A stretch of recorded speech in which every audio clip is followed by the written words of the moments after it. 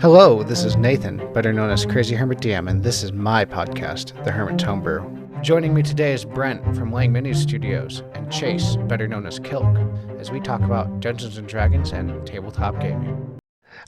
Heading back with the rest of the group, though, everyone returned to Midgard, besides Toy Bar, and there was a lot of key points coming back, and that was while the 3 weeks had passed, for the group, 10 months had passed in Midgard because there's a time dilation, and that would later be confirmed in the War Council by Rathgrith. And she explained the time difference between the realms is roughly about 1 day in Muspelheim is about 10 days in Midgard, given the time of year, the seasons, blah blah blah. It was snowing, which was a major difference when you guys came through that portal on the ship compared to the Fire Realm. So you guys went from being in an oven to literal freezing weather. That's a shock to the system.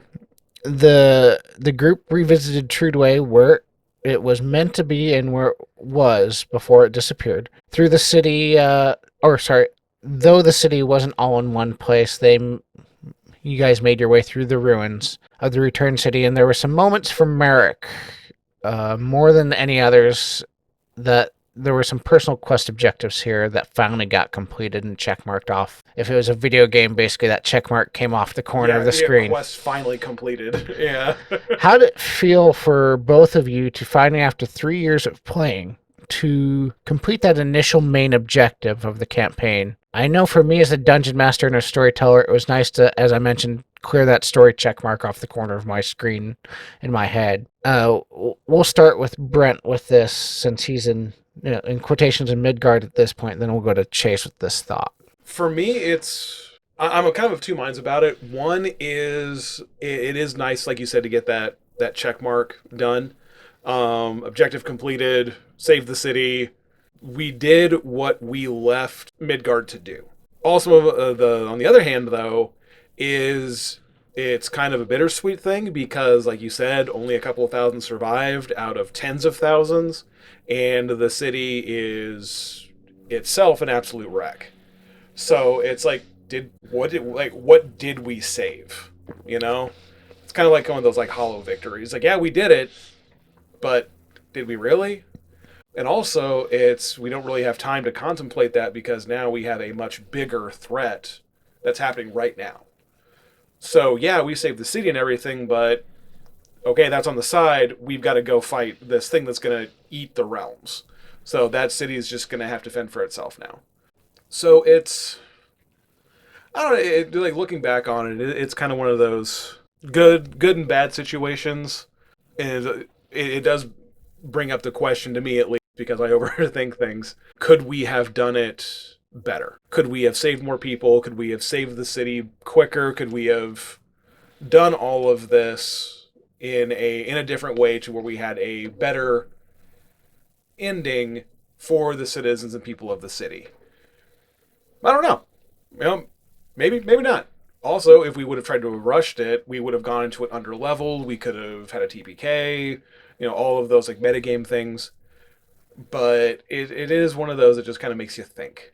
And I think that's what good stories are made of, is the ones that stick with you, the ones that challenge your point of view, and the ones that make you review it, think about it, have it live rent free in your head a little bit.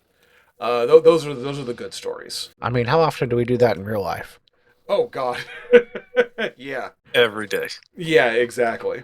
So it's nice to have something like that, and it be, the low stakes of this is make-believe. It's pen, paper, we're throwing dice and moving little plastic army guys around the board. But it also, if you get invested, it sticks with you after the session. It sticks with you after the campaign, and that's what I'm here for.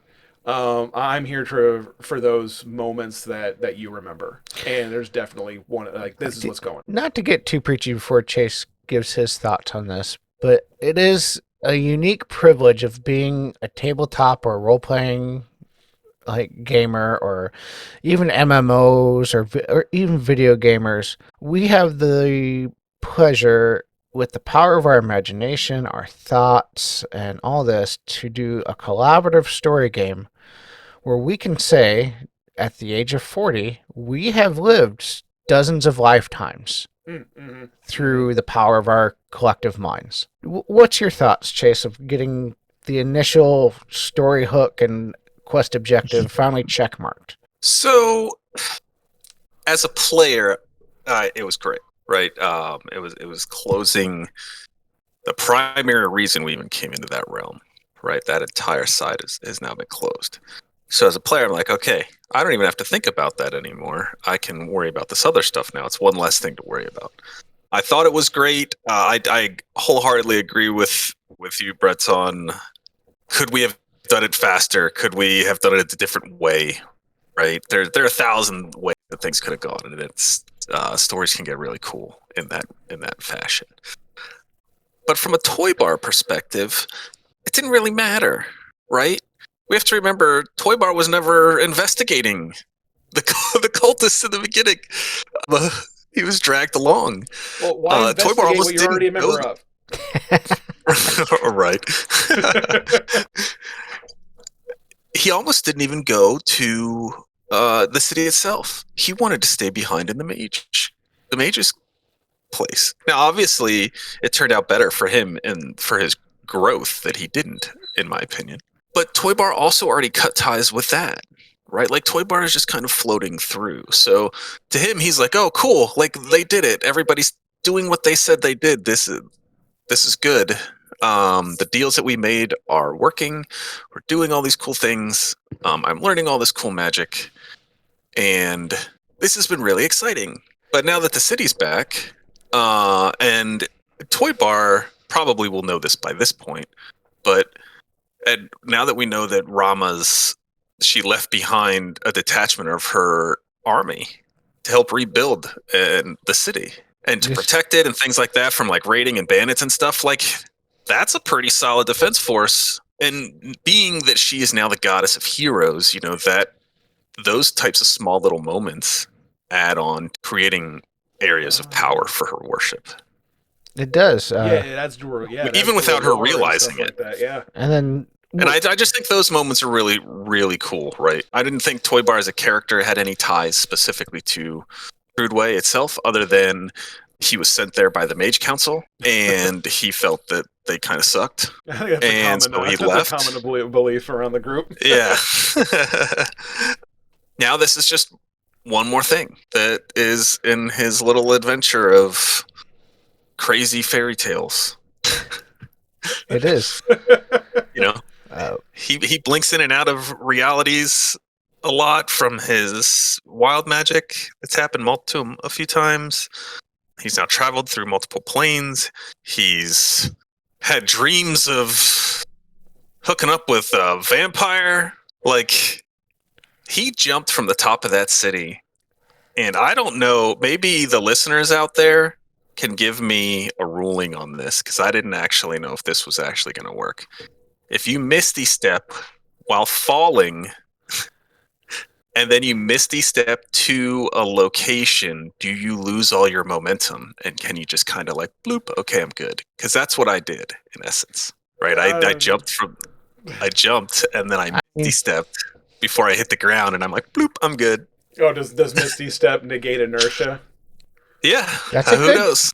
I could see it going either way. Yeah. I think it depends how mean your DM is. It says you a point you can see. It doesn't say anything beyond that. So I don't know. It was fun. I thought so far everything about Trudway meeting the giant, going through all that, like all of that was really cool. And finally getting it returned to where it should be. Like, that opened up Toy Bar's decision making, right? Because he's not tied to anything anymore. He already left the Mages Council. The city's back. He cut ties with Herfel. Mm-hmm. And now he's going to go on his own crazy adventure and try to defeat this wild interplanar being. That sounds really cool. It does. We'll go from an interplanar being down to, actually, there's been a series of kind of heartfelt moments actually from Merrick these last two sessions. Merrick, when he was going through Trudway, gets reunited with his mother. And there's a moment there where we've talked about it more than once about how people are going to react to not even just literally his new physical form. Mm-hmm.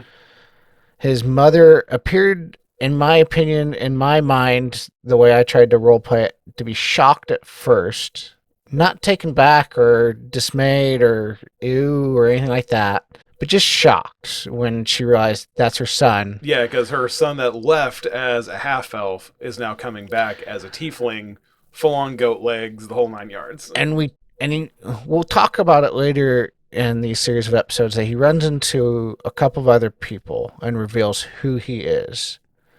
But it was his mom that is shocked. And the way I described it is she comes up to him and she looks him in the eye, and then she sees her son.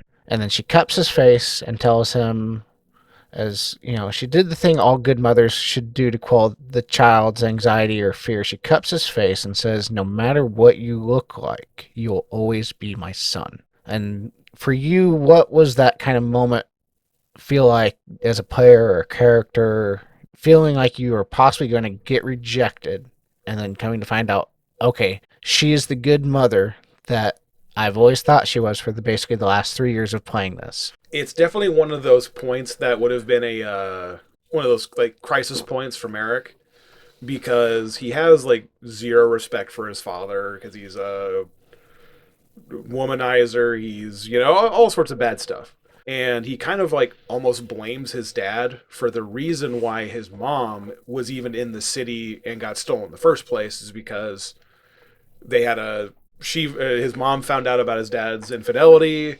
She had enough, and she's like, Again. again. And so she's like, I gotta get out of here. I gotta distance myself from it. She's gotta, you know, get her head right. And so she left.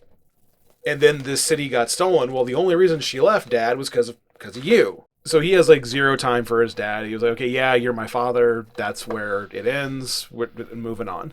So this would have been one of those moments to where if she now rejects him because of what he did, in his mind, what he had to do to save her, and she rejects him, that would have been like full blown like Sith moment. Like, all right, screw it. Kind of like how Toy Bar has like cut ties with Midgard just by natural actions and just natural growth of a character. It would have been a source of anger for Merrick. He's like, no, there really is nothing left for me in this city. There's nothing left for me in this realm, because the two people that had the biggest, you know, that had the hand in raising him, both essentially in his mind turned their back on him. And or he turned his back on one, and then the other turned his back on her back on him. So that would have been definitely a cut ties, go more of maybe. I hate to use the alignment system, but to shift from that lawful evil to that neutral evil. Yeah. To where, you know what? Screw it. I'm just going to do me. And woe be to anyone that gets in my way. But yeah, like that, her doing that kind of saved that little shard of goodness that's still in him. To where he still sees that there still is good in the world, in the realms.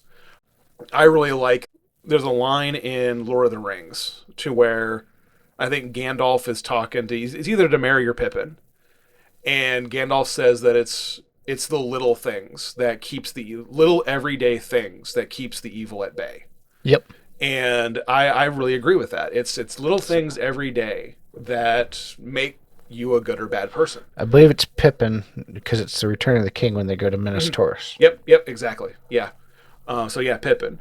And so that's kind of one of those things that happened here. It was that one thing that kind of lets Merrick go, like, it was worth it. That he gave up he pretty much gave up everything. He can't be the captain of the guard anymore. It would almost be a demotion to go back to that life. Yep. He's grown past it. Would the city even accept him now that he is more tiefling than tieflings, you know, if that makes any sense. Yeah. So he's like, yeah, there's why stay, and he still has his pact with Surtur that he has to contend with. So I was like, yeah, so And why bring that back home? yeah, why bring that here? And it gives Merrick a chance to build something of his own. Is where I'm kind of taking it. So it was really a good moment, and it was a really good character defining moment for Merrick. And it was just so funny that in that moment, you know, she's cupping his face and she sees her son, and you know, and she reassures him that, you know, I'll always be your mother, you'll always be my son. And then Tove kind of pokes her head in frame and goes, at least he doesn't look like your scumbag of a husband anymore. And Nate, you did it so right, where you didn't even look at her, but you just point at her as if like, you know, you got a point. And it's just like, oh, and it broke that tension, you know, and it broke that emotion like a little bit. And it's just, I was channeling my inner Flint at that point, where he's just kind of sitting there with his arms crossing, shaking his finger. He's like, you know, I've heard him talk about his dad. You're right. Yeah, that guy sounds like a dick. So yeah, it was like, so that was just like the cherry on top. Like super soulful moment. Oh, you know, he's, you know, mother and son and everything. And hey, you think he looks better now? So no, it was really good. It was a really good moment. You also come to find out that your brother is now one of the 3 high senators of Herfell. Oh, that jerk. Yeah. And that most of your former guards are working outpost sentry guards on the edge of Trudway, where the crater was, including a certain Big Hands Modal, or as Chase would call McGee. Big Hands McGee. The only former competition to the Wild Ram is now an outpost guard on the edge of the Republic. Oh, how the mighty have fallen. The old owner of the Hung Turvy. Another key point is Rama, though, left a couple, as you were mentioning, left a couple of dozen Dragonborn in Trudway to help kind of clean up and start spreading the word of her divinity. Krimgash, the general, insists that on coming along because she mentioned him staying, and he's like, no, I'm coming with you. My place is by your side. I'm your general. And then throughout, like, basically these last 2 sessions, there's been a number of times where it's reinforced, where somebody comes to talk to Rama and he steps between them. Yeah, he takes his job as like a bodyguard like really serious. Well, the thing is, he's not really a bodyguard. He's more than that. He's protecting her. But yeah, he's protecting her. Yeah. He is her it's her sword and shield as far as he's concerned. Yeah, if Flint is her voice, then yeah, Krimgash is like her sword, yeah. But his is only due to their belief in the power structure, right? With the and our Dragonborn and Dragonborn culture within our setting is, you have defeated my leader, you've proven yourself to be more powerful, you've technically defeated my goddess, and you are a goddess, therefore we follow you. I think in many ways there's kind of some real life comparisons there, where you had this previous bad boss, but you loved the job. And now you have this boss that you can actually believe in, stand behind, and it's still the same job. It's just something you can actually believe in, and it's just kind of reactivated your devotion. Yeah, that breath of fresh air that like moves all the stank out. Yeah. And Rama's done absolutely nothing to make him question that, you know, us following our culture's traditions has led to greater and better things. Yeah. It got brought up by the group multiple times, though, that Rathgrith had upheld her word regardless of returning to the city, as we mentioned. But perhaps it was naive of like some people to think that it would be returned to its previous perfect condition because it was in ruins. Yeah, when we first showed up, it was already wrecked. So it's kind of, oh, this is a bit of a fixer-upper. It was cracked in 2. Yeah, there was like a literal like, we had to like, it was floating up in the sky. Yeah, in the sky, literally broken in half, like held together by bridges. So yeah, Yeah, it was rough. yeah. It was mass devastation. Oh yeah, it was bad. Like an Avatar, if those floating islands just started falling. Oh, the ones being held Just together by started crushing. vines. Oh yeah. Okay. Yeah, imagine like if they all just started falling. Like imagine that the blue devastation. aliens, not the last Airbender. Yeah. Okay. I mean, Correct, yeah. imagine if you returned to city and you even left it like an inch above ground, the It amount of just damage. fell. Yeah. Oh god. Even just an inch. The amount of damage you'd probably cause. For sure, though, the thing I want to talk about before we get into the story of Herfell is that with the shifting between Muspelheim and Herfell and Trudway between those, it was a bit confusing for a couple people because there's a lot of shifting of scenes. Yeah. And even you, Chase, were having problems with knowing where we were at the moment. That was mostly because you were in Muspelheim, though, and you were focusing on Apu at the moment, because at that particular moment you hadn't made this thing with Baba Yaga yet. The group was kind of doing their own Right. thing. Destroying Yeah. what you guys are doing all that stuff. But Yeah. Rama or Vicky kind of felt that disorientation as a player, where she felt lost again, and understandably so, honestly, with how much jumping around there was. And she's just feeling kind of disconnected from the table because she is a committed player, obviously, Yes. but maybe not so much away from the table as much as us, the people that run a D&D podcast and are content creators and are trying to make more of ourselves through D&D. Very, very, very casual. Yeah.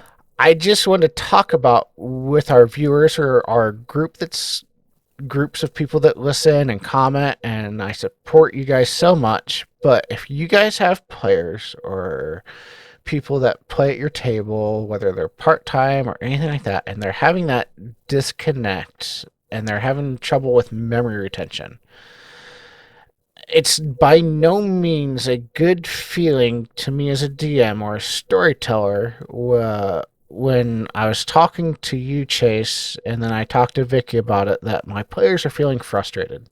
And they shouldn't be feel frustrated. My goal as a DM is for you to walk away feeling good and having fun and forgetting about how shit this world is for 3 to 4 hours on a Saturday, every other Saturday night. So when you were kind of talking to me about she was struggling again or she's questioning it again, and she's taken so many steps forward, but was it the saying, 4 steps forward, 1 step back? Yeah, 4 steps forward. 2 steps forward, 1 step back. Yeah. So it perhaps felt like a step back for her just because she felt disoriented. So I went the extra mile with her, and I made 2 printouts of all the key characters that were going to be vital for the remainder of the campaign. I went through all the major villains. I listed the Overseer. I listed Xingxi. I listed Overseer, Rathgrith, and Xingxi as the main kind of, in quotations, villains of this campaign. And then I kind of printed off a thing for the locations and what all the 9 realms were. I asked ChatGPT, it's like, explain to me about the 9 realms as if I have no comprehension of what fantasy or mythology is. And it did it. And I tweaked a couple of things for her, and I just printed it off. And after this session, I talked to her, and she said to me she loved it. It really did help her. And I think you had even said, Chase, that she's feeling a lot more, she's back to that comfortable level because she has that, she'd been so good about taking notes at the very beginning of the campaign, but as anyone that's real good about something, we get out of the habit of doing it and then hoping that would help combat the problem. And it felt like it really did. Did she make any comments towards you, Chase, at all away from the table? Yeah, it was a huge help for her, especially when it came down to having to choose who else to bring, right, to the War Council in the end. Yeah. We'll definitely get to that because I don't want to give any spoilers ahead for the next episode. But it was a nice write-up of the options that were there, and it's an interesting concept. I don't know how many tables where their DMs do that, and I feel like that's huge, right? Even if it's just a one pager of like, hey, here's all the important people you guys have run into throughout this 2-year campaign that you've been in, and this is kind of like a loose thing about who they are, right? Like that's a really cool idea, and I loved it. I thought it was fantastic, and it definitely helped her out a lot too to make some of the choices that she needed to make in the last session.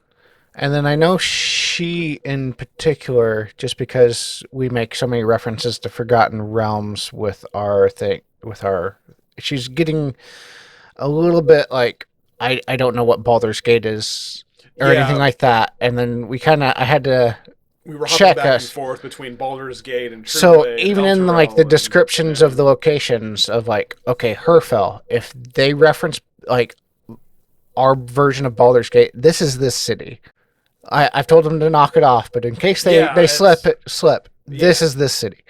Yeah. And I think that helped her out tremendously too, from what I talked to her about. And I will admit to my failing on that one is because every once in a while will slip into, we have to go back to Baldur's Gate.